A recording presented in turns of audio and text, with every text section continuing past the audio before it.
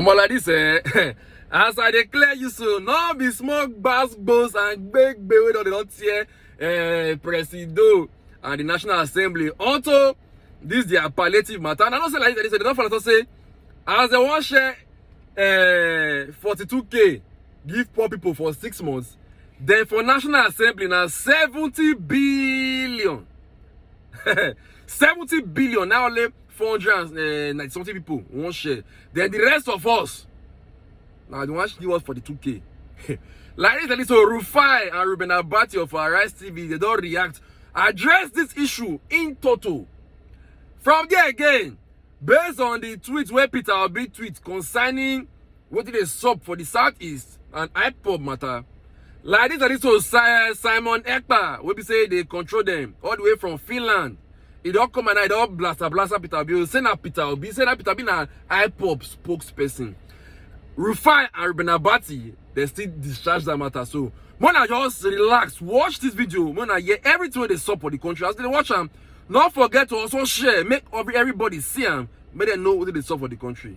Oh yeah, now when I watch the video. By the National Assembly. Let me just take one tweet from Nefertiti, who wrote, Tinubu is seeking supplementary budget spending of 819 billion from the National Assembly. While your overfed reps will receive 70 billion as their own palliative, 8,000 naira only will go to Ronu families for 6 months. That's a meager 48,000 naira to beggars. Are you not entertained? Well, let me just give you that breakdown, Rufai, again. If we can pull up that breakdown, it says 500 billion naira for palliatives, 70 billion naira to National Assembly to support the working conditions of new members, 19.2 billion naira for Ministry of Agriculture to address massive destruction to farmlands due to flooding 2022, 35 billion to National Judicial Council, 10 billion to Federal Capital Territory Administration for critical project. I guess that the whole idea everyone is like talking about is that 70 billion as well. But also we saw that the National Assembly had approved this whole, yesterday we talked about this supplementary budget for infrastructure, for these other ideas. So what's going to happen? Now we have $800 million from the World Bank and then additional 500 billion for palliatives. Where do we go from here, Rufai? If you ask me now, I'll go ask. Let's go straight to it. Yes. A couple of palliatives been announced. I just hope this is not fraught in corruption. This is the question. Because when you even look at it, let's even go back. That's why the need for data is important. And that's why I will have favored that we had done the census even before the election, before we started with this government, because you need data to plan. They keep saying 60 million households. How? How did you get 60 million households? I tried to do that calculation as well. If you say if our population is 220 million, divided by 5 per household, how many do you get? That's about 55 million households. So, but that data is still suspect. So based on my television data, because this is my forte media, I know when we benchmark television watching households in Nigeria, there's 30 million television households. So if you get a sizable number, you get, if you get like 9 million households watch your show, you get a sizable number. So how do they even benchmark the data in the first place? Also look at the money the lawmakers are going to get. I tried calculating it. If they are to share that 70 billion naira equally amongst all of them, we have collectively about 472, across both houses. Let's round it up to 500. 500 divided by 70 billion. That's going to give us 140 million for each lawmakers. So 500 people, if they're to share it equally, can receive 140 million. I know they're not going to share it equally. But look at the citizens. 12 million households receive 48,000 across 6 months. So look at the disparity.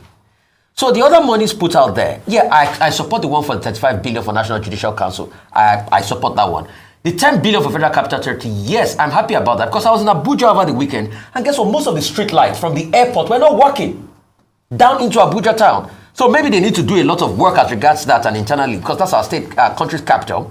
The 19.2 billion for Ministry of Agriculture to address massive destruction of farmlands. I support that to do for, but how are they going to spend that money? How is it going to trickle down to the basic farmers? Then the 500 billion for the palliative.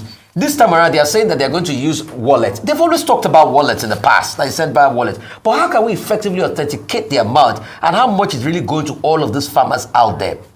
Personally, I've never been in support of these handouts because they get it muddled up in Nigeria. I tried doing something on social media, and you might argue that it's not empirical enough.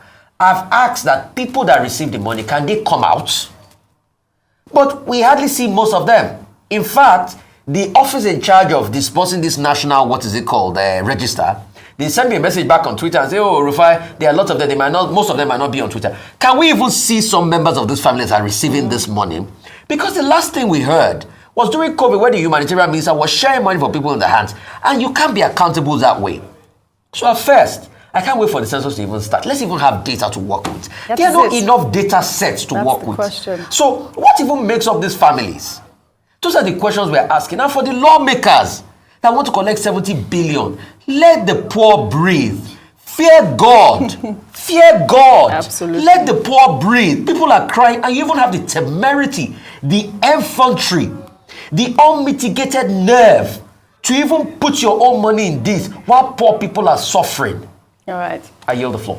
Well, all right. In another development, a federal high court in Abuja on Thursday dismissed a fundamental rights enforcement suit filed by Nnamdi Kanu against the Department of State Services.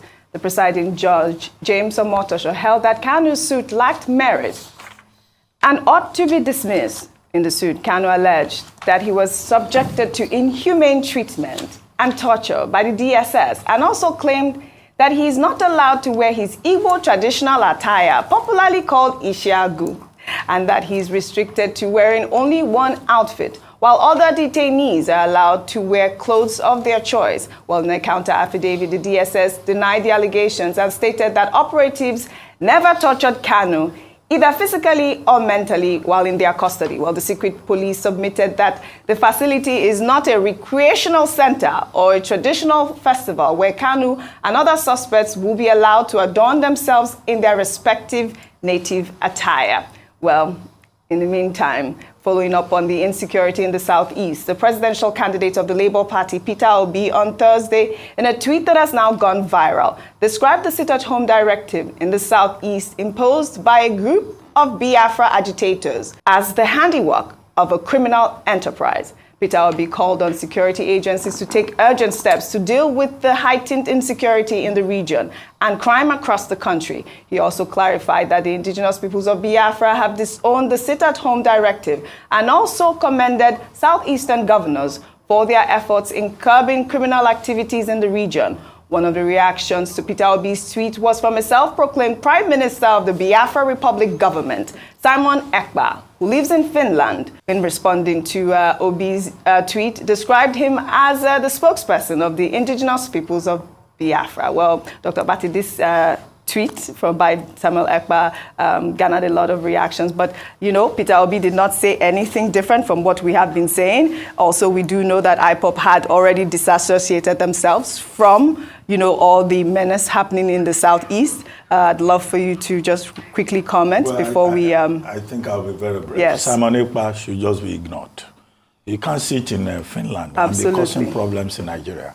Why the Nigerian government has not further pursued the diplomatic channel for ensuring that the Finnish authorities call him to order or sanction him one way or the other is what I do not understand. Maybe that's something for the Tinubu administration to consider. The second point is that Mr. Peter Obi was making a patriotic point by saying that, look, you know, peace and security is important. And that IPOB, speaking through Emma Powerful, I haven't seen a statement from him lately. You know, he's been quiet. Maybe he will wake up and say something. You know, the IPOB does not support sit-at-home. And that the people supporting sit-at-home and the violence belong to a criminal enterprise. So, Mr. Obi, speaking as a statesman. Finally, as for the matter before the court of Justice James Omotosho, where the court says, you know, found in favor of the DSS. To say that you can't wear Isiagu in detention. There is a dress code. When you are detained, in fact, they don't allow you to use belts. You can't use belt. Right. You can't use tie. You can't go to. You can't be in detention and say you want to dress as you like, because they say they don't want you to use anything that can send the wrong message or endanger your life. But in any case, this is fundamental human rights, and he has pushed the matter, and the court has ruled.